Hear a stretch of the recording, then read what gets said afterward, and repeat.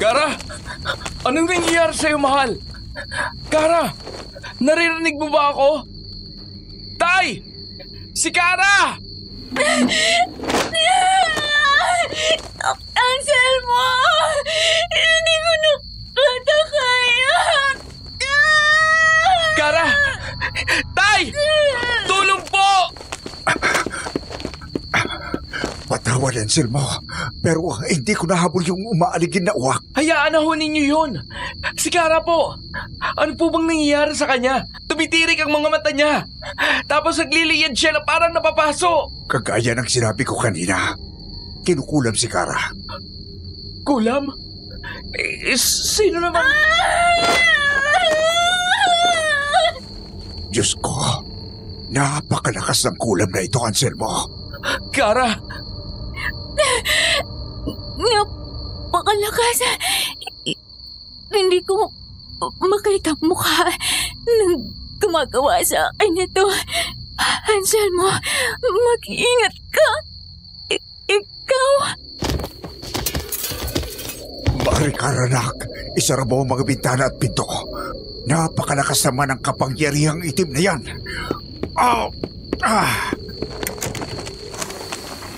Pahihirapan kong babaeng to hanggang sa magmakaawa siya na tuluyan ko na lamang siya. At ikaw ang isusunod ko, aswang! Sino ka? Bakit mo ito ginagawa kay Kara? Bakit hindi? Isang albularyo na nag-aalaga ng aswang?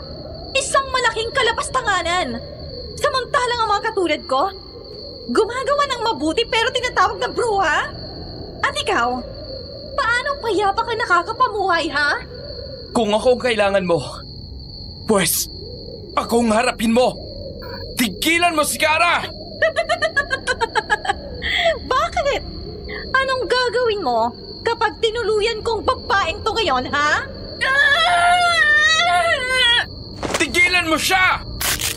Ayan! Ganyan nga! Ilabas mong tunay mong pagkatao. Maghasi ka ng lagim, kagaya ng isang normal na aswang.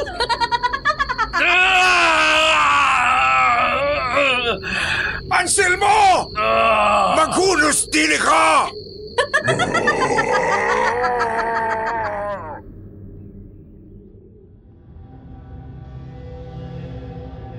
Tama lang na ikonekta ang kasamaan sa kadiliman. Kagaya kasi ng kawalan ng liwanag, ang kasamaan ay kadalasang dala ng kawalang pag-asa at labis na kalungkutan. At sa tagal kong nabubuhay sa mundong ito, ay danas na danas ko na ang mga yan. Marami na akong nakilalang mga tao na inilubog ng depresyon at kawalan ng pag-asa. Kumusta si Chupangil?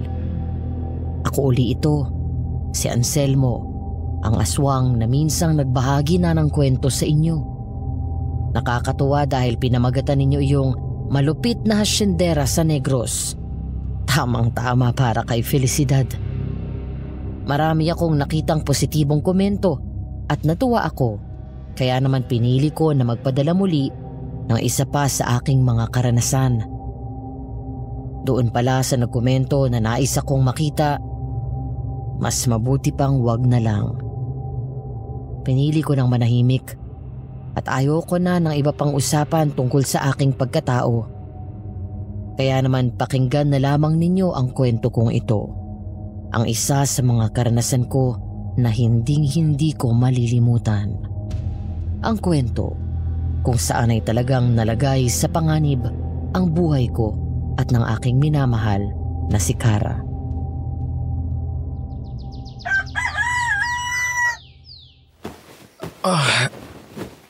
Grabe. Ang ulo ko. Parang binibiyak. Anselmo, anak. Mabuti naman at gising ka na. Ito, tubig ko.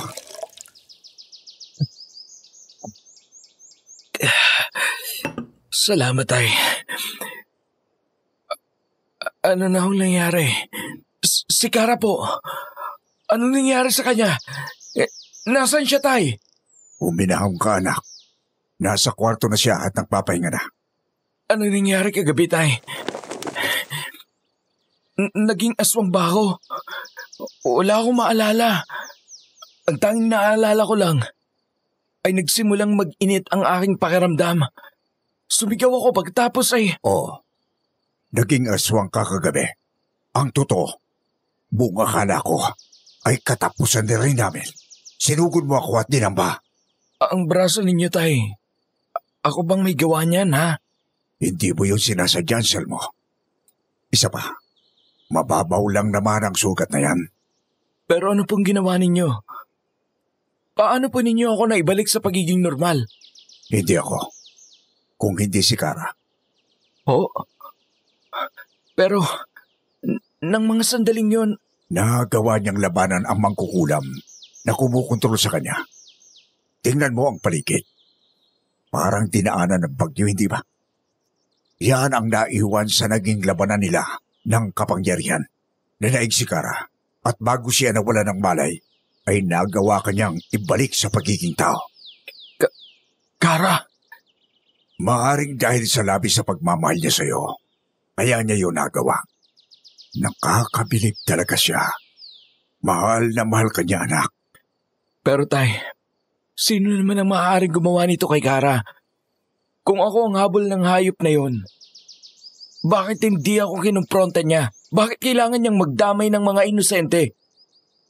Hindi ko alam ang sagot, Anselmo.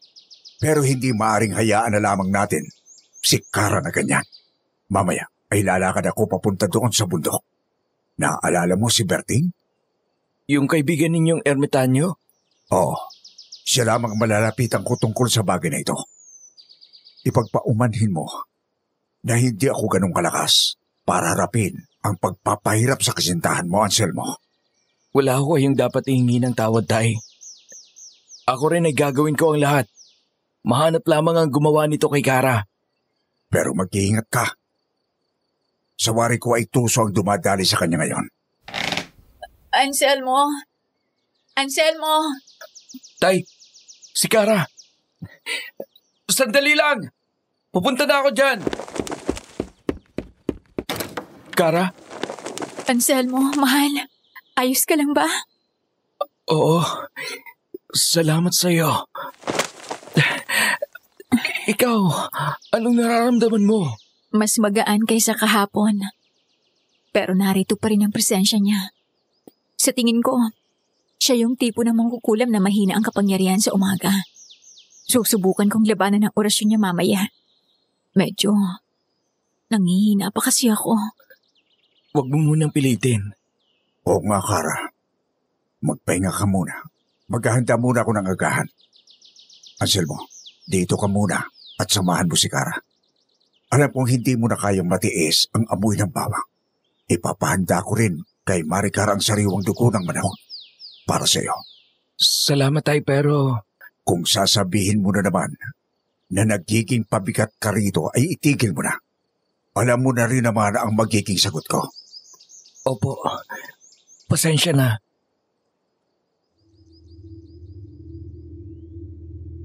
Kung napakinggan mo na ang una kong naikwento rito, ay malamang na pamilyar ka na sa aking pagkatao. 2 taon matapos ang ginawa naming pagbawi ni Kara kay Maricar mula sa kulto ng dayong hasyendera, ay lalong lumala ang pagiging aswang ko. Napakarami na naming pinuntahang mga albularyo at lugar, pero walang nakatulong sa akin. Kaya naman napilitan at nasanay na lang din ako sa ganitong pamumuhay. Ang mabuhay sa dugo at lamang loob ng mga hayop. Oh, kaya mo na ba? Oo, kagaya ng sinabi ko, mas magandang pakiramdam ko ngayong umaga. Sabihin mo nga sa akin, sino sa tingin mo ang gagawa nito? Bukod sa pagtitinda ng mga gulay sa bayan at paglalako sa kabilang baryo, wala ka namang ibang pinupuntahan eh. Wala akong ideya. Kilala ko lahat sa baryo. Walang mangkukulam doon. Ganon din sa bayan at karatig baryo. May mga marunong manggamot pero hindi naman ganun kalakas ang kakayahan nila. Kung gayon, sino ang mga gumagawa niyan sa'yo? Hindi ko alam. Aray, ang likod ko. Ano nangyayari? Ang likod ko, parang napapasok. Halika nga at titingnan ko. Aray! Ano yan? Parang lumalatay. Nang hilakbot ako nang makita ang mga latay na unti-unting bumalot sa likuran ni Kara. Para yung nalapatan ng pamalong napakainit. Umuusok ang mga yun at nagiiwan ng malalim na sugat. Sinabi ko sa kanya ang aking nakita at walang ano-ano ay nagsimula siyang mag-orasyon. Hindi nagtagal ay dahan-dahang nawala ang mga sugat na iyon. Subalit nag-iwan yun ng mga bakas. Kasabay noon ay naramdaman ko ang isang kakaibang puwersa sa paligid. Bumigat ang aking pakiramdam at nagsimula akong mahirapang huminga. Anselmo, mahal. Lumayo ka muna sa akin. Baka maapektuhan ka rin ang orasyon ko. Sige na, ayos lang ako. Kaya ko to. Sigurado ka? Oo. Sige na. Sige, nasa labas lang ako. Tawagin mo lamang ako kung kailangan mo ako.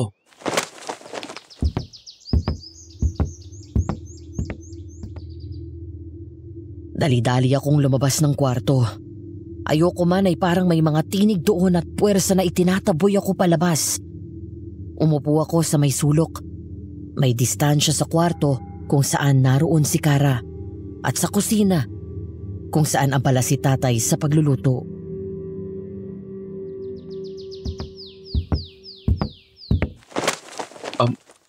Maricar? Para sa akin ba yan? Tumango ang aking kinakapatid. Hindi siya nakapagsalita at malamang na alam na ito nang nakapakinig sa una kong naibahagi rito. Halos kalahating taon din siyang hindi nakausap matapos ang insidenteng yun. Mabuti na lamang talaga at nagawa niyang malimutan o hindi man ay makawala sa bangungot na dala ng araw na yun. Iniabot niya sa akin ang isang baso ng sariwang dugo ng manok. Pagkatapos ay niyakap niya ako saglit. Hindi man niya masabi, ay alam kong nag-aalala siya sa akin at sa aking nararamdaman.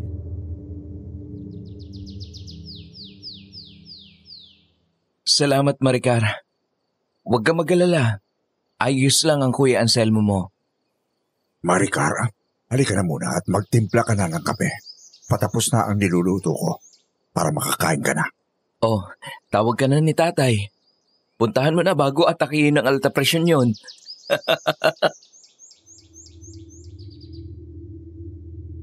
Natawa naman si Maricar sa sinabi kong iyon. Nagpaalam siya sa akin pagkatapos ay patakbong pumunta sa kusina. Kasunod naman noon ay ang paglabas ni Kara mula sa silid. Pawisan, subalit maaliwalas ang mukha.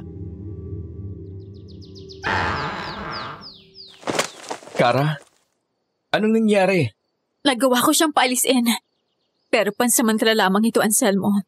Sigurado akong babalikan ako ng mangkukulam na yon. Halika na, Kara. Kakain na. Kailangan mo makabawi ng lakas. Hindi natin alam kung kailan ulit aatake ang kumukulam sa'yo. Anselmo, hindi na kita aayain. Oo nga po eh. Tay, hihintayin ko po sana yung kaibigan ninyo na nabanggit niyo kahapon. Pasensya na po kung hindi ko magawang ipagtanggol ang sarili ko. Alam naman po siguro ninyo kung bakit. Huwag kang mag-alala. Naiintindihan ko. Kadalasan, hindi nagagamit ng isang manggagamot ang kapangyarihan niya sa kanyang sarili. May ilang pa nga dyan na hindi yun nagagamit sa taong malapit sa kanila. Kaya kumain ka na para makalakad na ako. Opo. Anselmo, mahal, ikaw. Dito na lamang ako. Uubusin ko muna ito. Sigurado ka? Oo naman. Noong mga panahon na iyon, naisip ko na hindi nararapat sa akin si Kara.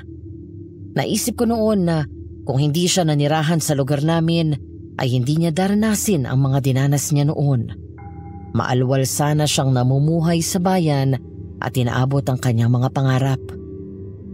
Noong mga oras na yon, pakiramdam ko, nauubos lamang ang oras niya sa katulad kong wala nang pag-asang makatakas sa isang masamang sumpa. Ang mga katulad natin ay walang karapatang magmahal. Nabubuhay tayo para maghasik ng lagim. Hindi magtatagal. Iisa-isahin mo rin ang nakapaligid sa iyo. Hindi mo natatakasan ang kapangyarihan ko.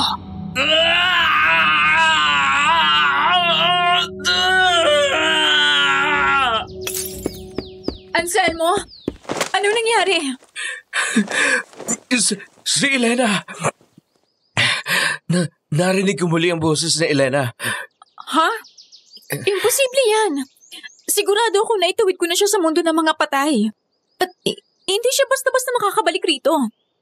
Maliban na lang Kung ano?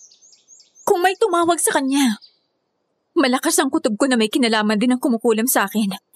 Kailangan na tayong kumilos kaagad. Bakit naman kasi nagkasabay-sabay pa ang problemang ito? Sige. Alis na ako nang makabalik ako ng hapon. Anselmo, huwag kang makinig sa boses ng bruhang yon. Oo nga. Ang tagal mo nang lilabanan ng impluwensya niya sa'yo. Huwag mo sanang sayangin ang lahat ng yon. Oo, naiintindihan ko.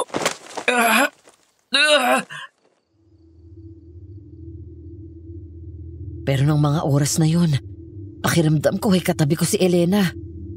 Nanariwa sa isipan ko ang pakiramdam na umaaligid lamang siya sa akin. Subalit hindi ko na yun sinabi pa kay Kara. Ayokong dagdagan ang iniisip niya at dinaramdam. Matapos yun ay kaagad na nanggayak si tatay at umalis. Isinama niya si Maricar at kami naman ni Kara ang naiwan sa bahay. Pinilit na gawing normal ang araw na yun. Gano'n naman kasi ang buhay sa probinsya. Kapag hindi ka kumilos, magugutom ka at ang pamilya mo. Anselmo, ayos ka lang ba dyan sa gulayan? Oo, ayos lang. Teka. Ano to? Dugo? Kara! Kara, sandali! Pumunta ka rito! Anong problema? Tignan mo to. Hindi ba't dugo ito? Dugo ito ng tao. Iba ang amoy. Sigurado ka? Oo. Nagbago ang ekspresyon ng mukha ni Kara nang masigurong dugo nga iyon ng tao. Dali-dali siyang tumakbo sa kabilang parte ng bahay. Sinundan ko naman siya at natigilan kami nang meron ding dugo doon. Napatingin siya sa akin at muling naglakad papunta naman sa harapan. At doon nga sa magkabilang dulo ay nakakita muli kami ng tila itinapon na dugo. Bawat kanto ng bahay may dugo. Anselmo, isa itong pamamaraan ng pangkukulam kung saan maaaring makita ng mangkukulam ang mga ginagawa at gagawin ng kanyang bibiktimahin. Hindi talaga pangkaraniwang kalaban natin. Ha? Kung ganun, dapat alisin na natin ang mga yan. Oo, pero ang problema, kung naisagawa na niya ang orasyon dito, wala ka bang napansin na umaaligid dito? Nakahinahinala? Wala. Nakakainis kasi. Hindi ko maramdaman ng maayos ang presensya ng hayop na yon. Kung sino man siya, napakalakas talaga niya. Hindi biro ang kaalaman niya pagdating sa pangkukulam. Pero malaking katanungan pa rin kung kailan ito nagsimula at kung bakit niya ito ginagawa. Ay, nakakainis! Pasensya na. Huwag kang mag-alala. Sa oras na matukoy ko kung sino gumagawa nito, ako mismo ang tatapos sa kanya. Ipapatikim ko sa kanya ang... Anselmo, huminahon ka, mahal. Ha? Nagsisimula ka na uling mawala ng kontrol. Kapag nagagalit, kailangan din natin niyang bigyan ng pansin. Sige na, alisin na natin yung mga dugo sa paligid bago ko dalhin sa baryo itong mga gulay. Magandang umaga sa inyo. Naglalako ako ng mga isda. Bagong huli ang mga ito, baka gusto niyong bumili. Hindi po muna. May ulam pa kami rito eh. Pasensya na ho. Iba naman ito, sariwang-sariwa. At talagang nakapagpapabalik ng lakas. Ayaw ba ninyo? Naku, mainam ang isda sa katawan. Hindi puro karne at dugo na lang. Sandali. Parang ngayon lang kita nakita rito. Taga-saan ka? Ako ba, Ginoo? May iba pa bang tao rito bukod sa ating tatlo? Alangan namang ako ang tinatanong niya. Pasensya na. Minsan lang kasi akong mabati at matanong ng isang matipuno at gwapong Ginoo na kagaya niya. Interesado ka ba sa akin? May kasintahan na siya at ako yon. Sandali. Narito ka ba talaga para magbenta ng isda?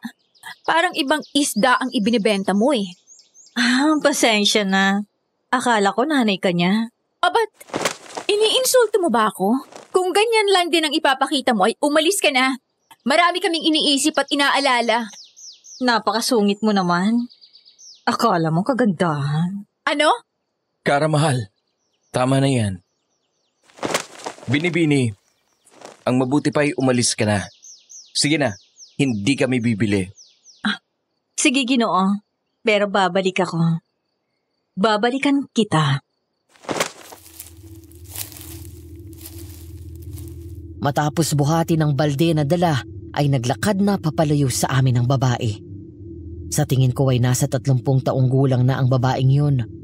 Morena at may itsura. Pero may kakaiba akong naramdaman sa kanya. Para bang kinabahan ako nang magtagpo ang mga mata namin. May kakaiba sa babaeng yun, Kara. Naramdaman mo ba? Anong ibig mong sabihin? Ang naramdaman ko lang ay ang pagiging makati niya. Ang init naman ng ulo mo. Sinong hindi iinit ang ulo sa malanding yun? Basta, may kakaiba sa babaeng yun. Iba ang kutob ko sa kanya. Parang may kung anong... Parang yung demonyo na nakalaban natin noon. Sigurado ka? Oo, Kara. Hindi pang karaniwan ang babaeng yun. Sinundan namin ni Kara ng tingin ng babae. Subalit wala na yon, sa kanina lamang ay nilalakaran noon. Sinabi ni Kara na kung tama raw ang kutob ko, ay maaaring iyon ang mangkukulam na hinahanap namin. At na maaaring yun ang naglagay ng dugo sa 4 na sulok ng aming bahay. Pero sino ang babaeng yun? At kung sakali, anong dahilan niya para kulamin si Kara? Yan ang ilan sa mga tanong na naglalaro sa isipan ko ng mga oras na yun.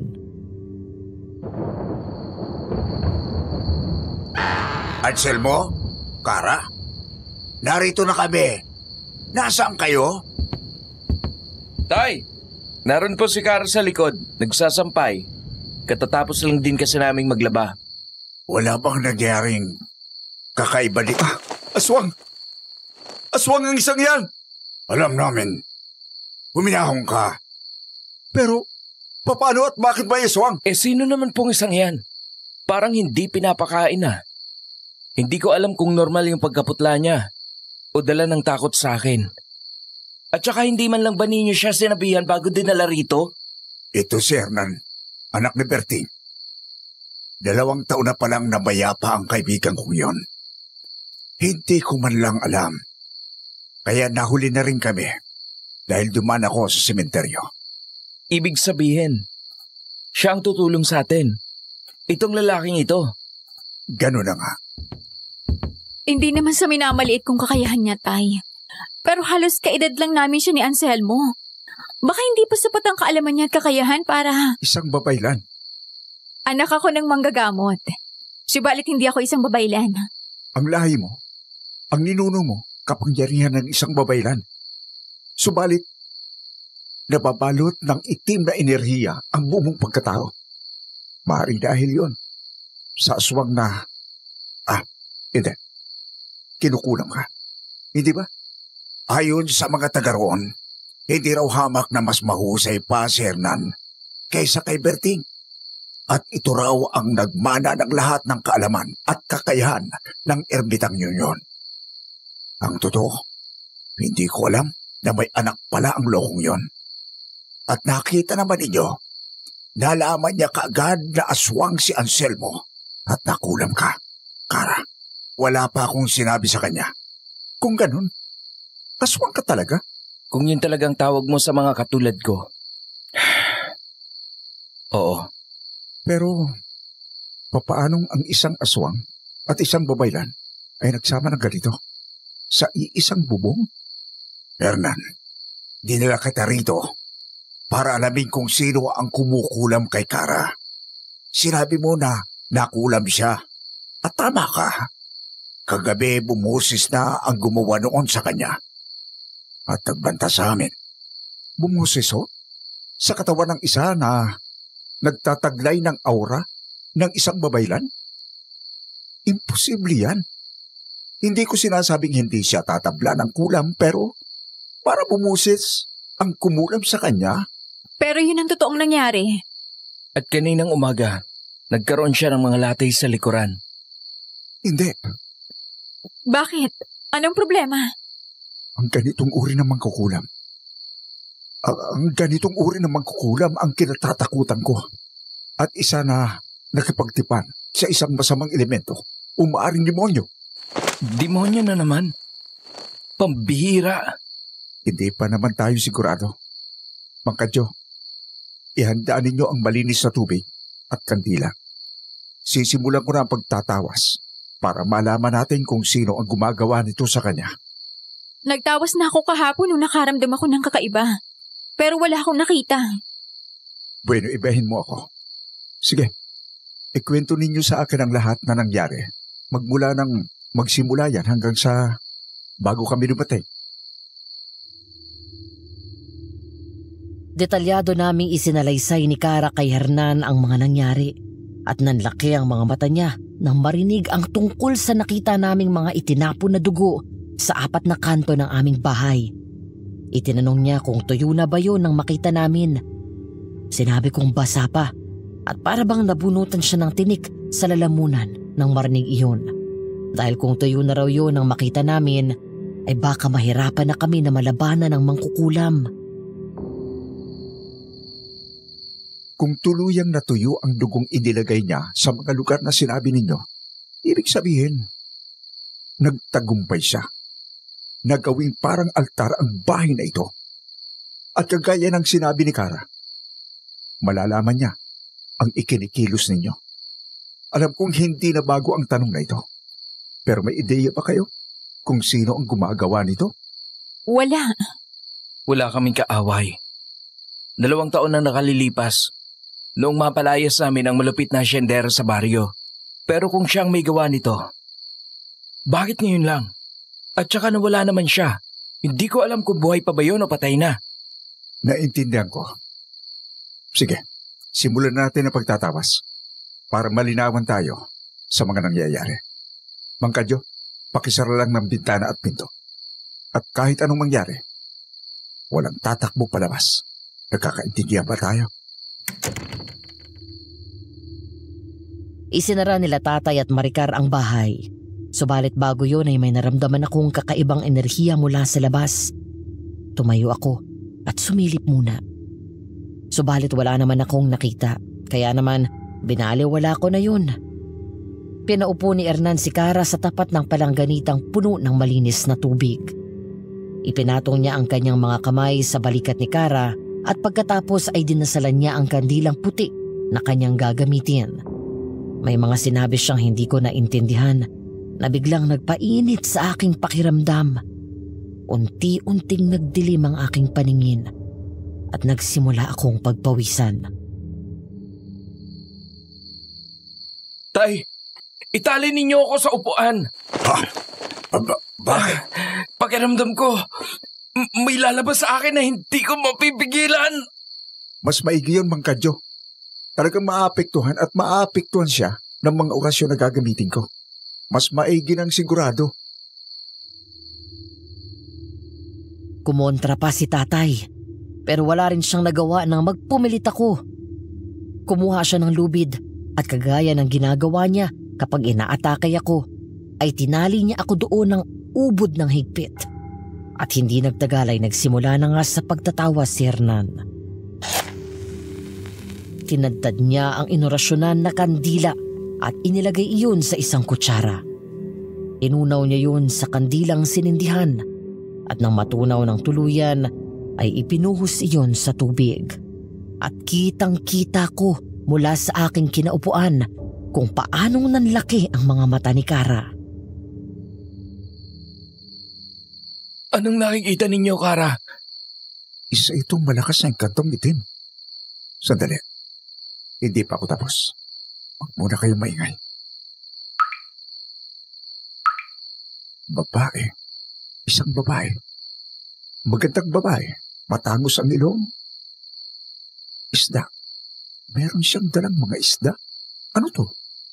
Palengke? Hindi. Mga puno. Kabundukan. Kagubatan. Hindi siya nalalayo rito. Ang babae kaninang umaga, Anselmo. Saan siya eksaktong makikita? Yan ang hindi ko pa alam. Pero sandali.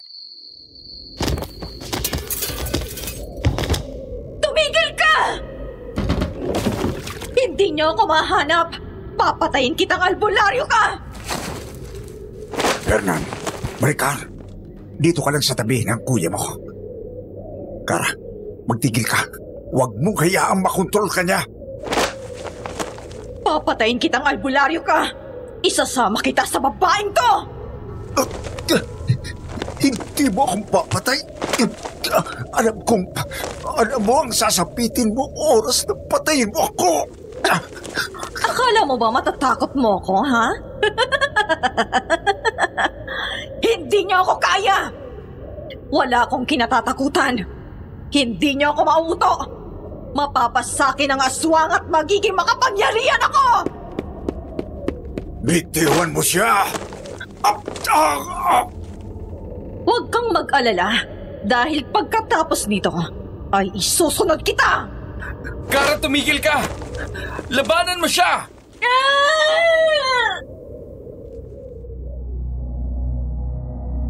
Sinubukan ni tatay na alisin ang nagwawalang si Kara sa ibabaw ni Hernan. Subalit pagkahawak niya rito ay kaagad siyang tumalsik papalayo. Tumama sa haligi si tatay at nawala ng malay.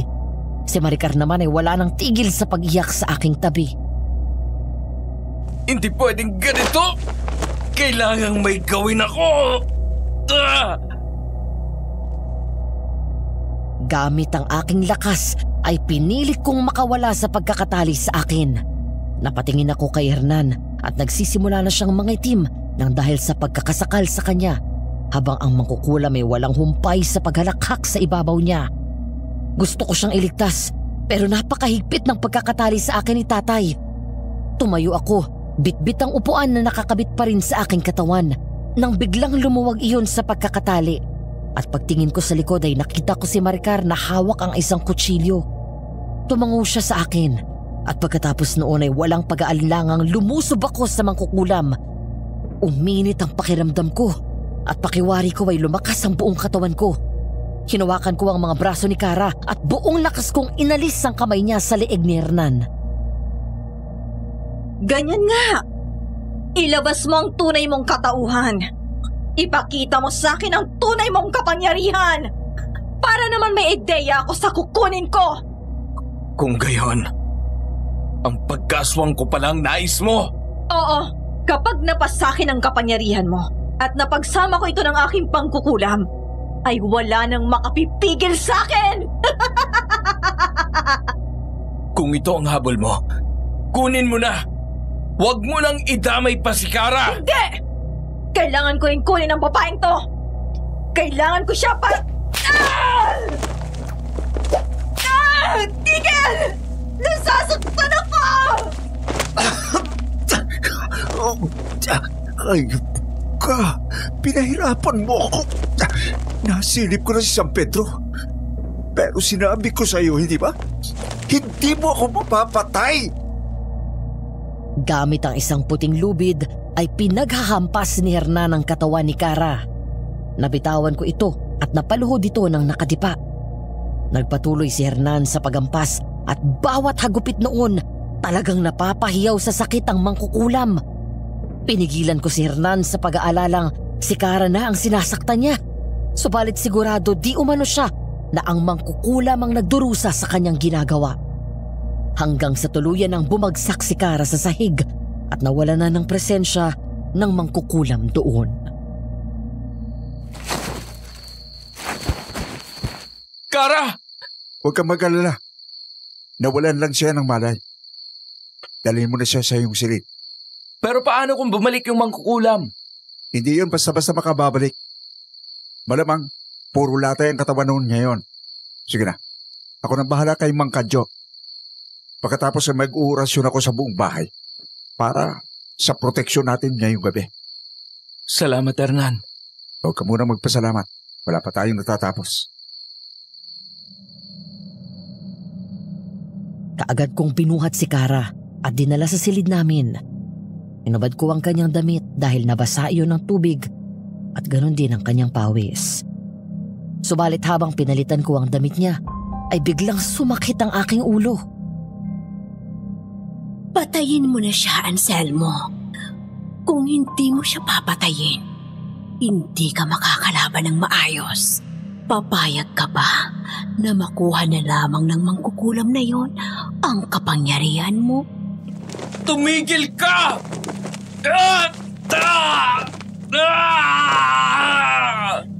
Kapag nakuha ng mangkukulam ang sumpa ko sa iyo, kasama noong makukuha ang buhay mo, mamamatay ka.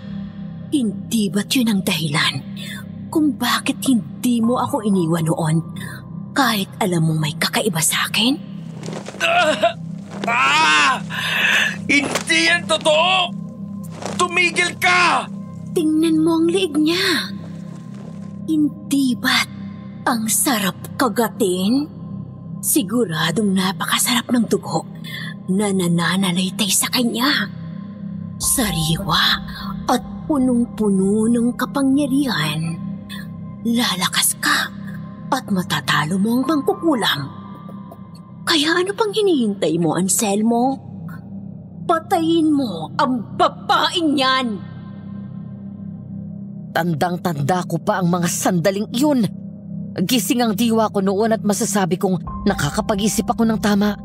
Subalit nang mapatingin ako sa leeg ni Kara, ay tumagos ang paningin ko sa kanyang balat at nakita ko ang dugo na tila kumikinang at umaagos sa kanyang mga ugat. Uminit ang aking pakiramdam at hindi ko na malayan na lumapit na ako sa kanya at nakanganga. Handa ng sagpangin at inumin ang kanyang dugo. Anselmo! Anselmo! Anong nangyayari sa'yo? Ang itsura mo! Ang mga pangil mo! Anselmo! Nasilaw ako sa pagbukas ng pinto ng kwarto. Naalala kong nagsisigaw ako noon. Si Hernan ang pumasok noon. May dala siyang lampara na hindi namin pagmamayari. May mga sinasabi siyang salita na hindi ko maintindihan. At kasunod nun ay tila naman hid ang buo kong katawan. Unti-unting nagdilim ang aking paningin.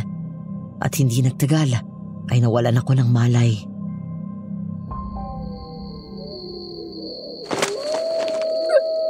Nasaan ako? Anong lugar ito? Anselmo, sundan mo ang tinig ko. Anselmo, Sino ka? Magpakita ka! hindi ba't nakakakita ka naman sa dilim? Nakakaamoy kahit malayo? Heto, sakto't papunta sa'yo ang hangin. Dugo? Dugo ng tao? Dugo ng tao? Nasaan ka? Ha? Ayan, ganyan nga. Ilabas mo ang tunay mong kulay. Sandali. Nabobosesan kita. Ikaw ang mangkukulam na nagpapahirap kay Kara. Tama. Halika at pakakainin kita. Hindi mo ako maluloko. Sinabi mo na ang plano mo. At alam ko nang gagawin mo. Sadyang matalino ka talaga. Sige, ganito na lang. Ako na lang ang lalapit sa'yo. Nasa kakahuyan ako ng mga oras na yun. At kung paano ako napunta doon ay hindi ko rin alam. Ang huling natatandaan ko bago yun ay nawalan ako ng malay bago ko pa makagat si Kara.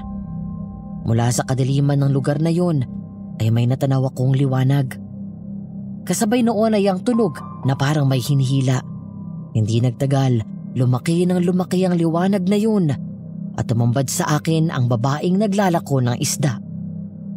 Hawak ng isa niyang kamay ang isang lampara at ang isang kamay niya ay hila-hila ang isang matandang babae na wala ng malay.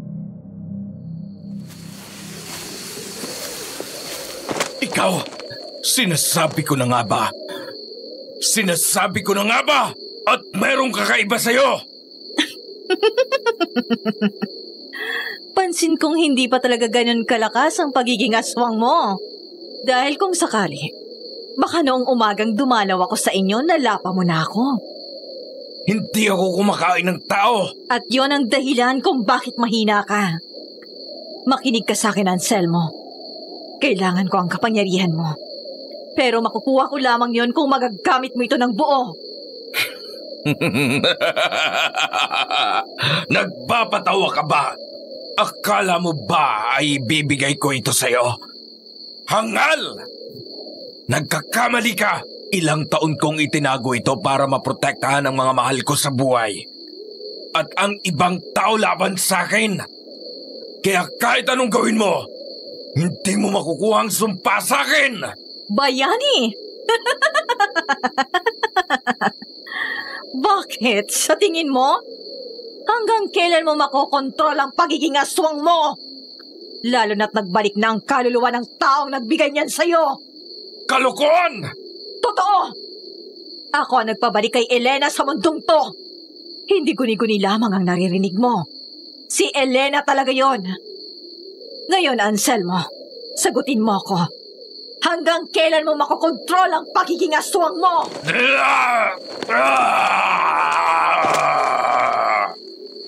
Hindi mo alam, hindi ba? Hihintayin mo pa ba na tuluyan ka ng mawala ng kontrol, ha? At ikaw mismo ang pumatay sa mga mahal mo sa buhay? Kay Kara? Tinutulungan na nga kita. Sira ulo, akala mo mauuto mo ko? Wala akong pakialam kung makapangyarihan kang mangkukulam. Nilusob ko ang babaeng yun. Yun na lamang ang naisip kong paraan para matapos na ang problema namin sa kanya. Subalit nang papalapit na ako sa kanya, ay may kung anong lumabas sa kanyang likuran. Hindi ko yun masyadong nakita. Tila usok yun na humarang sa gitna naming dalawa at nagpatalsik sa akin. Nakita mo na? Hindi mo ako kaya! Hindi mo ako kaya hanggang hindi ka ganap na aswang!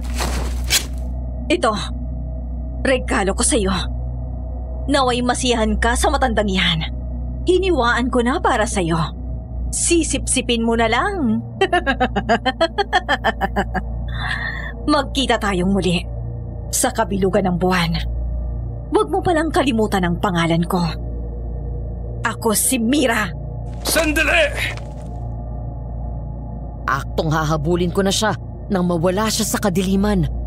Inilibot ko ang paningin ko sa paligid at kahit malinaw akong nakakakita sa dilim ng mga oras na yon, ay hindi ko na siya nakita.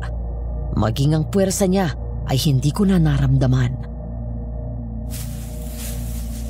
Tulong! Amang! Nanay! Huwag po kayong... Aha! Ah! Biglang kumirot ang ulo ko noon. Pinilit kong tiisin ang sakit. Subalit para yung tubig na kumalat sa buo kong ulo hanggang sa mukha. Napaluhod ako at halos iuntog ko na ang ulo ko sa lupa.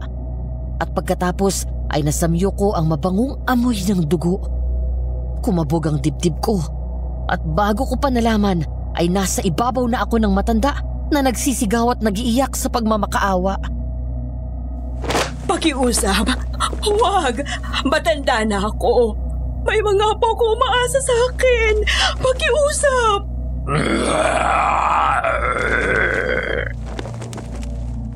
Anselmo, huwag ka nang mag-atubili. Kailangan mong kainin ang matandang yan para matalo mo ang mangkukulam. Hahayaan mo bang mapatay ka niya? Tumigil ka! Umalis ka sa ulo ko, Elena!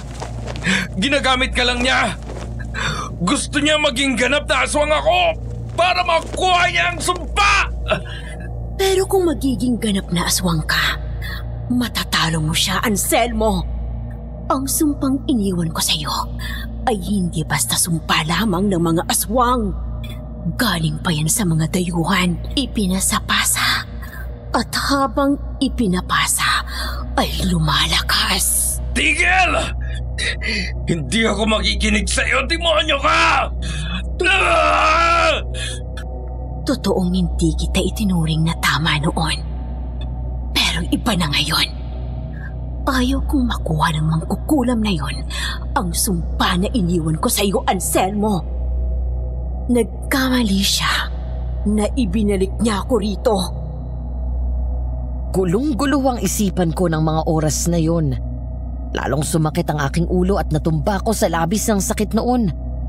Gumulong ako at nakita ko na lamang ang matandang babae na tumatakbo na papalayo habang humihingi ng saklolo. Pinilit kong tumayo, pero parang itinutulak ako pababa ng sakit sa ulo na nararamdaman ko. Hanggang hindi buo ang loob mo, hindi ka magtatagumpay sa kahit ano, Anselmo. Tandaan mo yan. Yun ang huli kong narinig. Bago parang unti-unting umikot ang aking paningin, naaalala kong sumisigaw pa ako noon. Subalit matapos noon ay bigla akong bumagsak. Dumilim ang paligid at muli nawalan ako ng malay sa lugar na hindi ko alam kung saan. Sa isang lugar na walang kasiguraduhan kung ano ang naghihintay sa akin kinabukasan.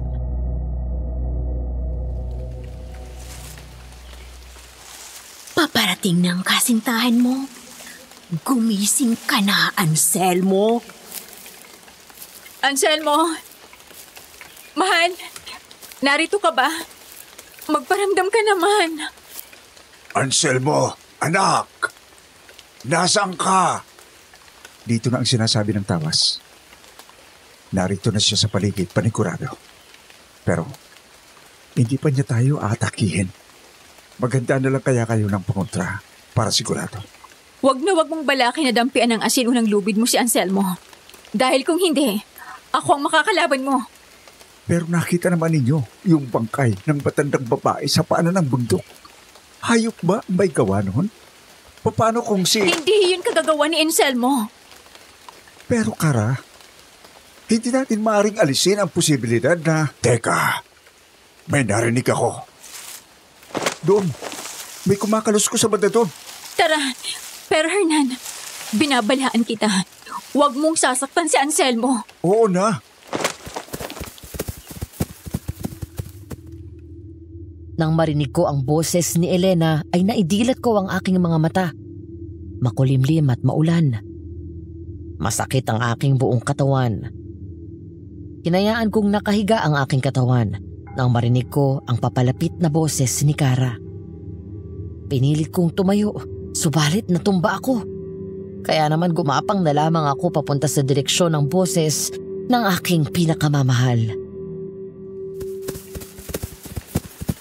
Anselmo! Diyos ko po, anong nangyari sa'yo? Mang Kadyo, narito si Anselmo. Nasaan? Tay, Kara. Anong nangyari sa'yo? Isang buong araw ka naming hinanap. At nasaktan ka ba? Puro ka dugo. Ha? Ang mabuti pa, inumin mo muna ito. Dugo yan ang bagong katay na kambing. Eksakto. Ay, may nagkatay doon sa nadaanan naming baryo. Sige na, inumin mo na yan. Mas mainam ang dugo niya kaysa manok. Babalik ang lakas mo kagad pagkainom mo niyan. Kinuha ko ang supot na puno ng dugo. Binutas ko yon gamit ang aking mga ngipin at sinipsip ang laman noon. Hindi ko makakalimutan ang lasa ng mga dugo sa oras na yon. Napakatamis. Para kong umiinom ng matamis na alak. Yun ang unang beses na nakainom ako ng dugo ng kambing. Kadalasan kasi ay manok, mga ibon, ahas at mga bayawak ang kinakain ko. Naubos ko ang laman ng supot at hindi nga nagtagal ay bumalik ang aking lakas na parang walang nangyari. Ang mabuti pa ay umalis na tayo rito. Bubuhos ng ulan. Doon na tayo magpalipas sa kamag-anak namin. Malapit sa baryo sa baba. At mag-iba tayo ng daan. Mahirap na at baka may makakita pa sa kanya. At magginala.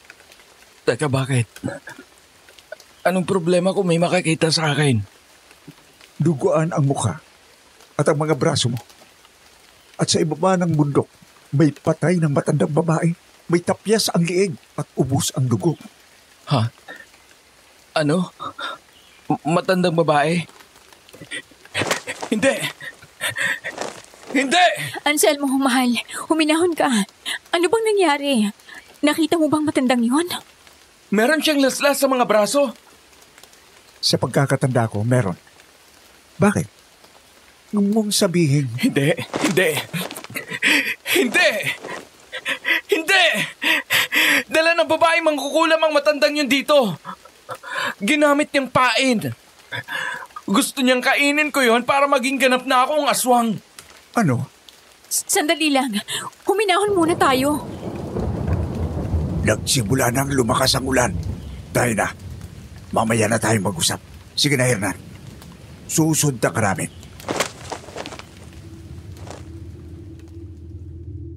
Habang naglalakad kami papunta sa sinasabing bahay ni Hernan, ay ikinukwento nila na kinabukasan matapos akong mawala ng malay sa bahay ay bigla na lamang akong nawala. Walang nakakita sa akin ni isa sa baryo at ang bundok kung saan nila ako natagpuan ay nasa tabi pa ng pangalawang bayan mula sa aming baryo. Kung hindi pa nga raw nagtawa si Hernan ay baka hindi pa ako nakikita. Hindi nagtagal ay nakarating naman kami sa bahay ng kamag-anak ni Hernan. Walang tao doon. Subalit nabuksan niyo ni Hernan at nagawa naming makapasok. Doon ko na ikinuwento ang mga nangyari. Pero sinasabi ko sa inyo, hindi ko ginalaw ang matandang yon. Tumakbo siya palayo sa akin bago ako nawala ng malay.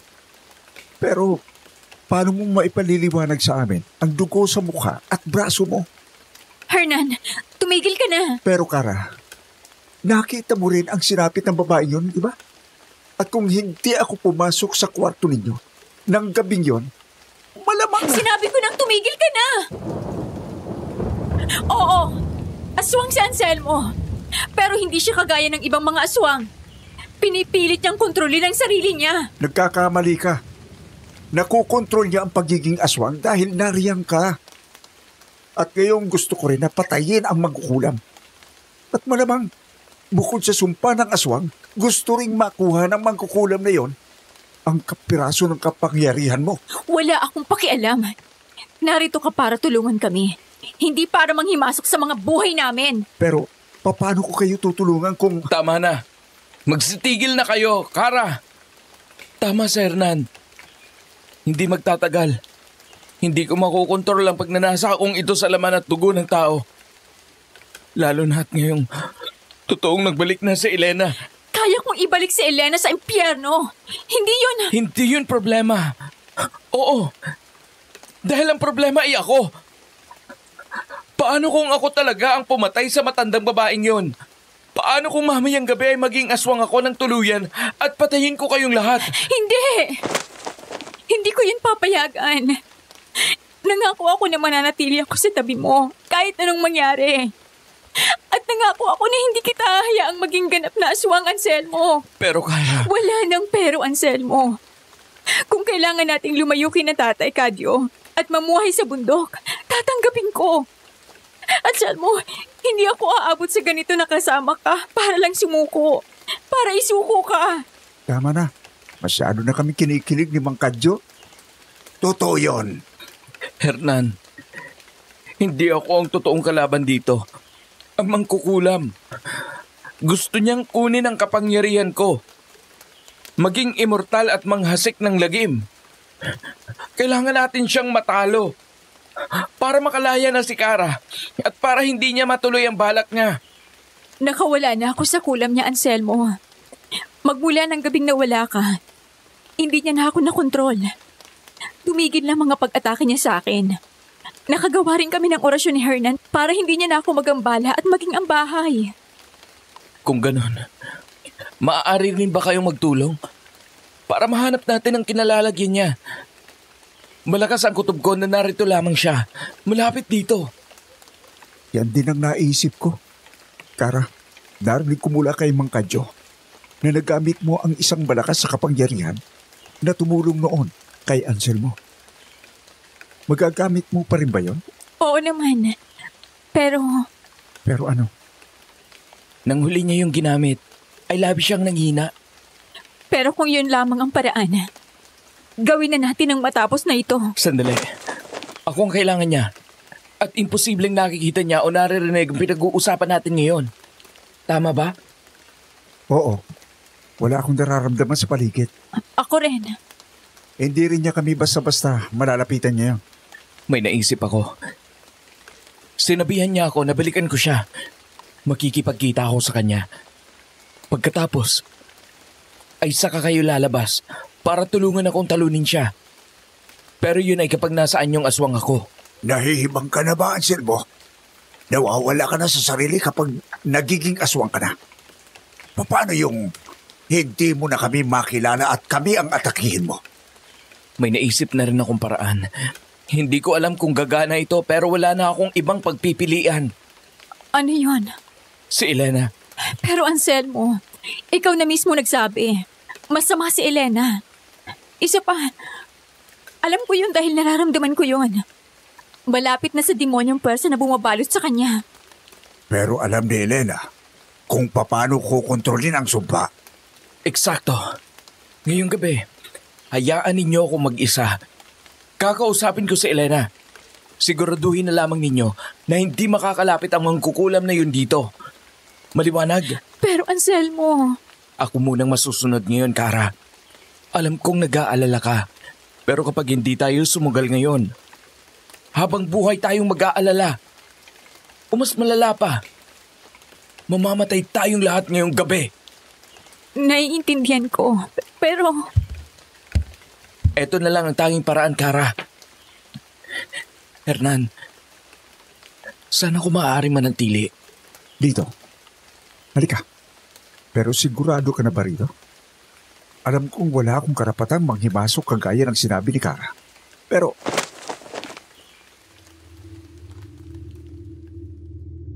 Hindi man sinabi ni Hernan ay bakas ko sa kanyang mga mata at nararamdaman ko ang takot na kanyang nararamdaman. Kaya naman sinenyasan ko siyang samahan na ako sa kwartong sinasabi niya.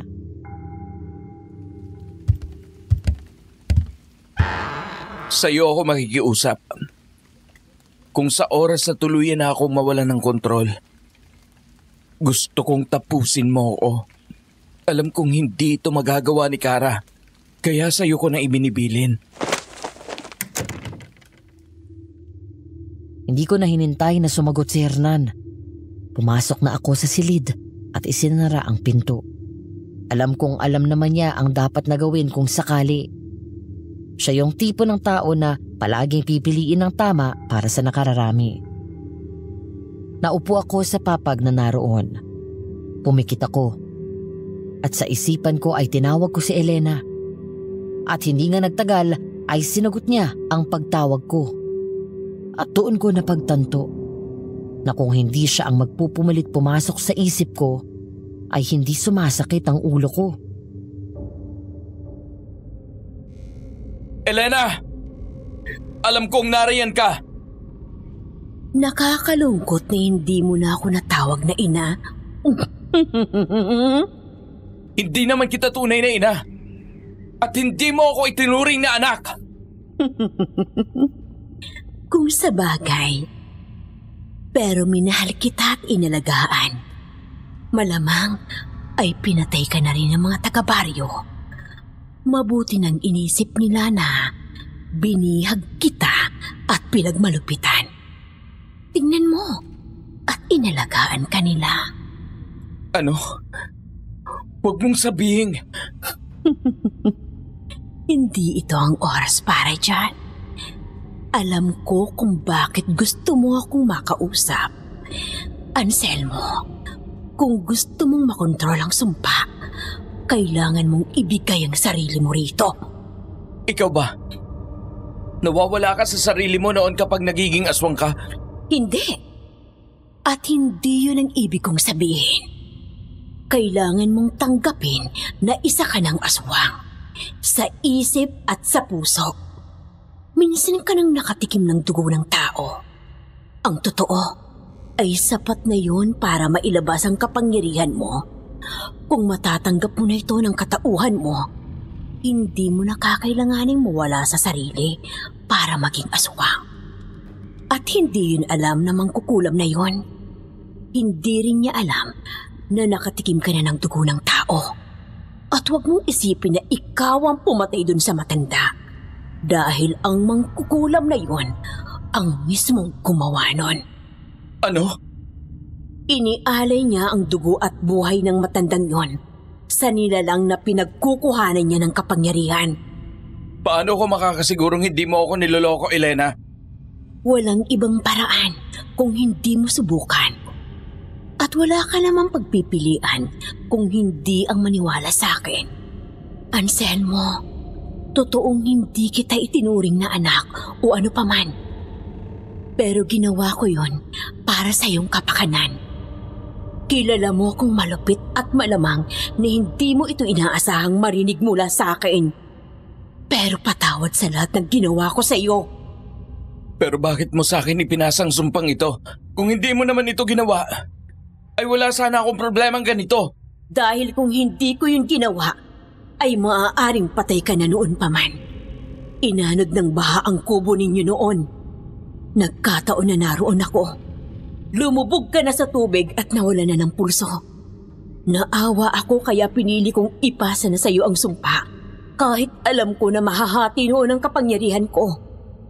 Yun ang totoong kwento, Anselmo. Muli, patawad. Elena, bakit hindi mo ito sinabi noon pa? Hindi naman kasi ako ganoon kabuti. Inihimok nga kitang maging aswang. Ako pa rin ang Elena na pumilit sa iyo na kumain ng tao. Dahil kung hindi, ay titigil ang pagkalakas ng kapangyarihan na hawak mo. Tungkulin ko bilang dating tagapangalaga niyan na sikaping hindi yan basta na lamang mawawala. Mabuti na lamang din talaga at natangang mangkukulam na yon.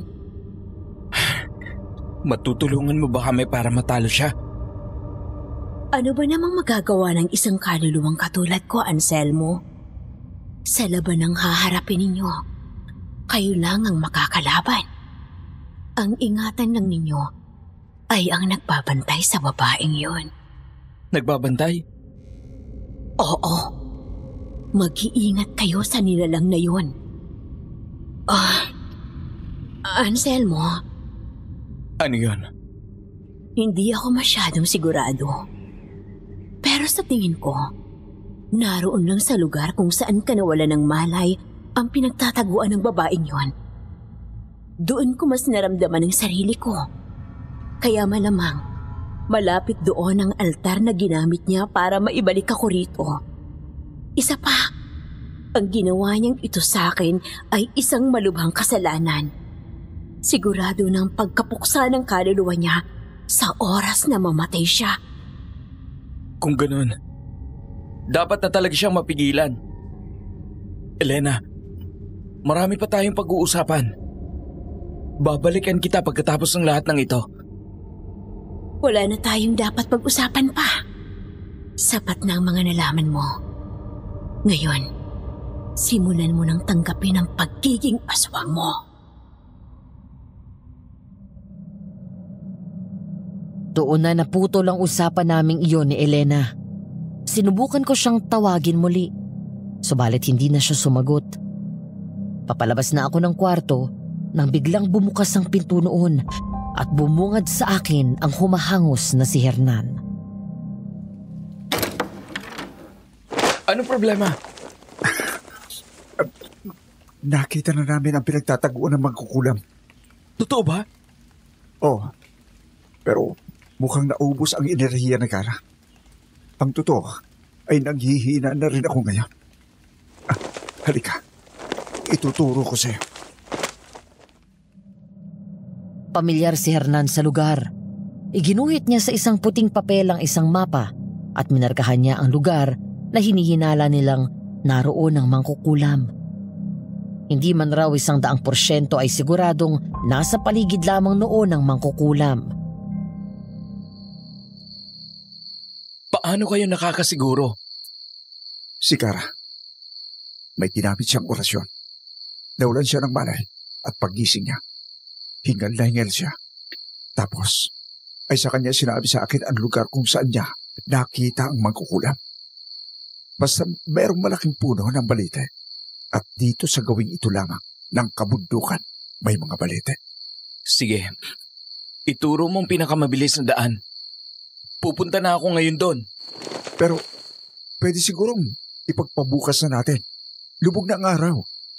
Paano kung naramdaman ng mangkukulam na yon ang kapangyarihan ni Kara at muli yung makatakas? Tama si Anselmo. Ngayon ang tamang pagkakataon para lumusob. Magtiwala ka sa kanya. Isa pa, sigurado kung magiging pabigat lamang tayo. Sige, kung ganun, ay sasama ako. Hindi. Dito lang kayo ni tatay. Bantayan ninyo si Kara. Pero Anselmo, hindi mo kung sakaling sasama tayo sa kanya nang ganyan ang sitwasyon ninyo. Tingnan mo nga, at wala pa rin malay si Kara. Pero ho,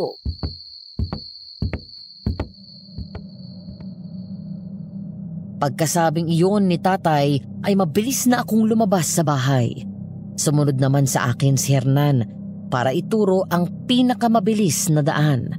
Umalis ako pagkatapos noon. Bago ako makaakyat ng bundok ay may nakita akong isang kambing na naligaw. Kaagad kong sinakmal yun at kinagat. Pagkatapos ay sinipsip ko ang dugo noon. Luminaw ang aking paningin at pakiramdam ko ay sumigla ng husto ang aking buong katawan.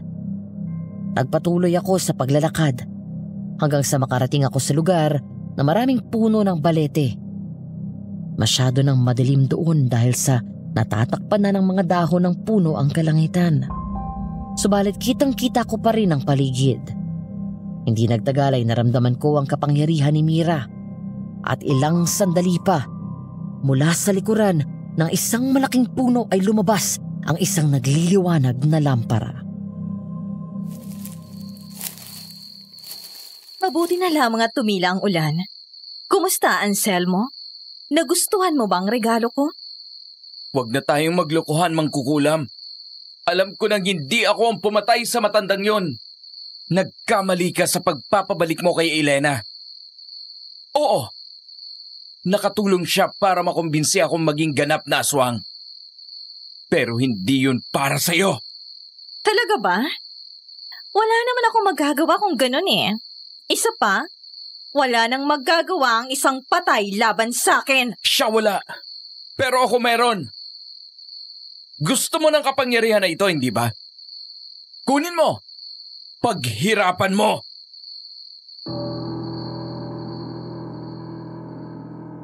Sumigaw ako ng malakas. Naramdaman ko ang pag-agos ng dugo mula sa aking puso hanggang sa bawat sulok ng aking katawan. Uminit ang aking pakiramdam at pakiramdam ko ay nagsisimula ng lumaki ang aking katawan. Narinig ko ang sarili kong angil at habang tumatagal ay lumalakas ang aking pandinig at pakiramdam. Hindi ko alam ang itsura ko ng mga oras na yun, pero sigurado ako, yun na ang anyo na nais makita ng mangkukulam sa harapan ko. Mahusay! Nakakamangha! Ngayon, tatapusin na kita para makuha ko ng sumpang yan! Tingnan natin kung gaano katibay ang balat mo laban sa tabak na to, na binalot ng orasyon at banal na tubig! Mabilis ang kilos ni Mira, subalit hindi hamak na mas mabilis ako. Mabilis akong nakatalon at nakaiwas sa kanya. Subalit pagbagsak ko sa likuran niya, ay may kung anong tumama sa aking kaliwang sentido. Tumalsik ako at tumama sa isang puno doon. Dahilan para mauga iyon at magkalaglagan ng mga dahon. Mabilis akong tumayo. At kitang-kita ko sa likuran ni Mira ang isang napakalaking nilalang. Halos 2 tao ang tangkad nito. Pula ang mga mata at umuusok ang ilong at bibig. Maihahalin tulad iyon sa isang malaking gorilya. Malalaki rin ang mga kamay noon at nagtatalasan ang mga pangil.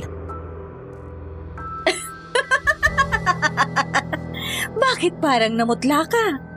Itong matagal kong kapares. Isang demonyong pinagsanglaan ko ng aking buhay para sa kapangyarihang taglay ko. Ang totoo, hindi yan ang tunay niyang anyo. Pero ang kapangyarihan niya, ang kaalaman ko, at ang sumpa na nasa sayo. Kapag pinagsama, siguradong wala nang makakatalo sa akin! Kung gayon, ibig sabihin, ngayon ay may makakatalo pa sa iyo.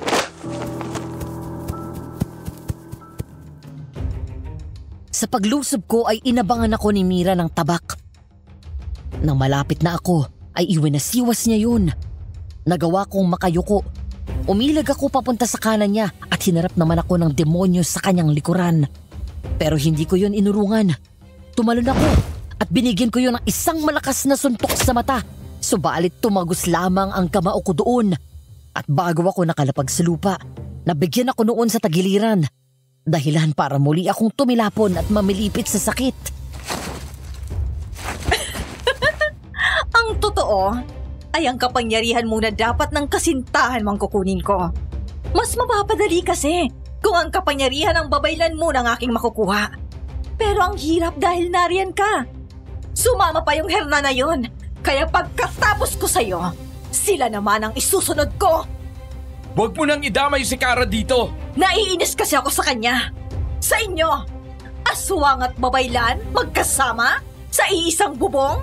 Kalokohan! Tapos ako, na simpleng mangkukulam, wala man lang mabingwit na binata? Sa ugali mong yan, kahit baliw, hindi ka papatulan. Ah, ganon! Ayos lang! Pagpapatayin ko na lang kayong lahat! Sa pagsigaw ni Mira ay tila nag-apoy ang mga mata ng nilalang na nasa likuran niya. Sabay silang lumusob sa akin. Inihanda ko ang sarili ko sa paparating nilang atake nang biglang tumigil siya sa paggalaw. Nakatas pa ang kanyang isang kamay na may hawak na itak at nanginginig. Ganoon din ang kamay niya na may hawak na lampara. Maging ang halimaw sa likuran niya ay tumigil rin sa paggalaw. Anong ginawa niyo? Anselmo, ayos ka lang ba? Kara, anong... Nagpumilit siyang magising. Patawad ang Anselmo. Pinagbantaan niya akong papatayin kung hindi ko siya dadalhin dito. Anselmo, anong nangyari sa'yo? Bakit ganyan ang... Kara, mamaya na yan. Asikasuhin muna natin ang demonyo sa likuran niya. Hindi ko mawari kung elemento ba ito o demonyo. Napakalakas. Sige, alam mo naman ang orasyon, hindi ba? Oh, Inialis ni Kara ang tingin niya sa akin. Nag-orasyon sila ni Hernan at hindi nagtagal ay unti-unti nilang naihiwalay ang halimaw kay Mira. Nagsisigaw iyon na parang isang malaking halimaw. Kumangin ng malakas at kasunod noon ay ang biglang pagtahimik ng paligid. Nawala na parang bula ang nakakatakot na halimaw. Anong ginawa niyo? Ibinalik namin siya kung saan siya nararapat. Imposible! Ibalik niyo siya! Walang imposibleng orasyon sa isang may dugong babaylan. Tandaan mo yan! Siya na lamang ang meron ako! At kinuha niyo pa? Yan ang isang dahilan kung bakit gusto kong pahirapan ang mga taong kagaya niyo! Anselmo, bumabalik ka na sa normal mong anyo. Mira, huwag mong isisi sa mga taong nakapaligid sa'yo kung bakit ka nag-iisa. Naisip mo na ba minsan kung ano ang kulang sa'yo? Oo, may mga taong hindi tayo naiintindihan. Pero hindi kasi nila yun obligasyon. Kailangan nating magpakatao sa lahat ng oras. Makipagkapwa-tao. makisama. Mas mabuting magpakatao kesa magpakatama. Hindi natin pwedeng pilitin ang ibang tao na gustuhin tayo. At hindi solusyon ang pagpapahirap sa mga tao sa problema mo. Kung pipiliin mong magmahal, siguradong mayroong lalaking mamahalin ka rin. Dahil hindi lahat ay nasusolusyonan ng karahasan at paghihiganti. Napaluhod si Mira na parang nangihina. Itinukod niya ang kanyang mga braso sa lupa at nakita kong pumatak ang kanyang mga luha doon. Naramdaman ko ang lungkot mula sa kanya sa mga oras na yun. Huli ng lahat para dyan. Mas gugustuhin ko pa rin pahirapan kayong lahat. Pero hindi ko rin masasabi na mali kayo. Anselmo, napakaswerte mo. Napapaligiran ka ng mabubuting mga tao. Mga taong nagmamahal sa'yo. Maswerte ka rin naman. Dahil may pagkakataon ka pa ngayon na magbago. Nagkakamali ka. Kung iniisip mo na nailigtas mo ko, nagkakamali ka. Wala nang pag-asa para sa isang tulad ko. Hindi yan totoo! Mira, ano nangyayari sa'yo? Unti-unting nangulubot ang balat ni Mira. Nagkalaglagan ng mga buhok niya at hindi nagtagal ay bumagsak siya sa lupa. Para siyang lobo na nawala ng hangin. Unti-unti siyang umigpis hanggang sa butot balat na lamang ang natira. Iyan maaari ang kabayaran sa ginawa niyang kasunduan sa demonyong yon.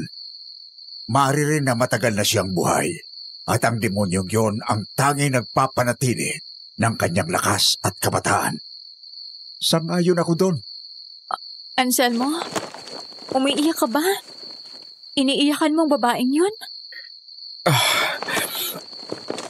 Nararamdaman ko kasi mula sa kanya ang lungkot na nararamdaman ko noong nag-iisa lamang ako. Yung pakiramdam na walang nagmamahal.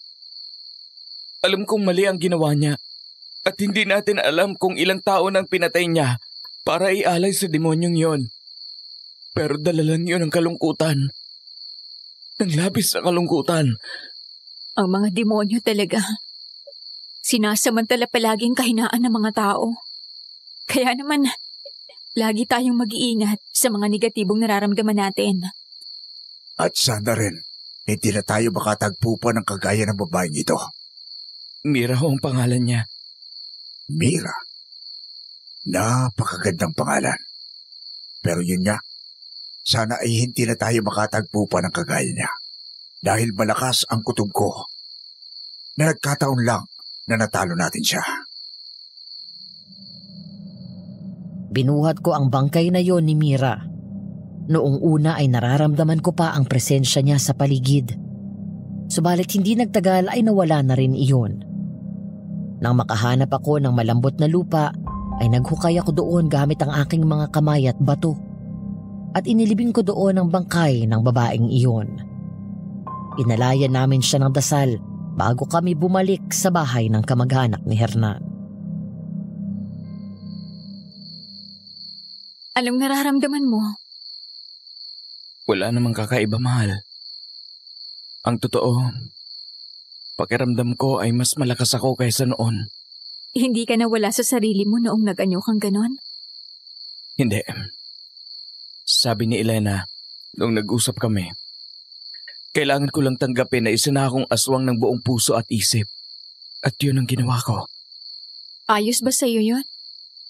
Na nasunod ang gusto ni Elena para sa'yo? Nang makausap ko si Elena ng masinsinan, napatunayan kong hindi siya ganoon kasama. May dahilan ng mga ginawa niya sa akin noon. Tulad ng? Sa sunod ko na ikikwento. Ang mabuti pa'y magpahinga muna tayo. Hindi mo ako kakagatin, ha? Kakagatin. Pero hindi yung masakit na kagat. Yung masarap. Sira ulo. Hindi ka pa nga naliligo eh. At baka marinig tayo nila tatay, no? Ay, oo nga no. Ay, amoy aswang na nga talaga ako. Sandali lang at magbubuhos muna ako. May banyo naman siguro sila, Hernan. Sandali lang, mahal. Bakit? Huwag mo akong iiwan, ha? Bakit ko naman iiwan ang babaeng dahilan kung bakit ako humihinga hanggang ngayon? Ano man ang mangyari, hindi ako aalis sa tabi mo. Kahit na magsawa ka na sa pagiging aswang ko. Hindi ako magsasawa sa iyo. Kahit lapain mo pa ako. Lalapain talaga kita. Baliw! Maligo ka na nga doon. Matapos ang tagpong iyon ay sinubukan kong muling makausap si Elena. Marami akong tanong at kahit papaano ay nais kong magpasalamat. Subalit hindi ko na siya muling narinig. Maging si Kara ay hindi na siya nagawang matawag muli. Maari raw na dahil namatay na si Mira ay bumalik na rin si Elena sa mundo ng mga patay. Naging bahagi na ng pamilya namin si Hernan. Tumanggap siya ng mga nagpapagamot sa bahay at hindi nagtagal ay naging sila ni Maricar. May mga pagkakataon noon na nawawala pa rin ako sa sarili, lalo na kapag kabilugan ng buwan. At si Hernan ang naging kaagapay ni Kara sa pagkontrol sa akin. Sa ngayon hindi na ako nagbabago ng anyo. O mas magandang sabihin na mas pinili kong wag na. Nakokontrol ko na ang aking galit at ang aking pagkahayok sa laman at dugo ng tao. Pero nasa akin pa rin ang sumpa na iniwan ni Elena. Doon na nagtapos ang kwentong iyon. Salamat ng marami sa pakikinig at sa inyo na mga patuloy na nagsasabing hindi kami totoo at pinagkakatuwaan pa nga. Maghinay-hinay kayo. Naniniwala kasi ako sa karma. At baka isang gabi, habang naglalakad kayo, ay makasalubong kayo ng kagaya ko na gutom at hayok na hayok sa dugo ng tao. Isang aswang na magbibigay sa inyo ng bangungot.